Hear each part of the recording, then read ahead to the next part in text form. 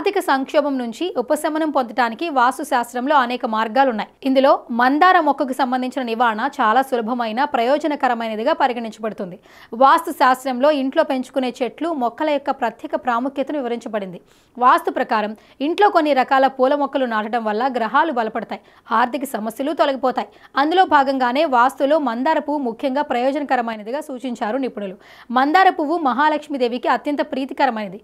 ఇంట్లో పెంచుకోవడం వల్ల సూర్యుడు బలంగా ఉండటం వల్ల ఆరోగ్యం మెరుగుపడుతుంది. లక్ష్మీదేవికి ప్రీతికరమైన పుష్పం కనుక ఆర్థిక సమస్యలు తొలగిపోతాయి. మీ జాతకంలో సూర్యుని స్థానం బలహీనంగా ఉంటే ఖచ్చితంగా మీ ఇంట్లో మందార మొక్కను నాటండి. ఇంటికి తూర్పు వైపు మందార మొక్కను నాటడం వల్ల సూర్యుని స్థానం బలపడుతుంది. ఈ మొక్కను నాటడం ద్వారా ఇంట్లో తండ్రితో అనుబంధం ఎల్లప్పుడూ ఉంటుంది. గౌరవప్రదమైన ప్రయోజనం పొందుతారు. మందార మొక్క కూడా మంగళ దోషాన్ని నాశనం చేస్తుంది.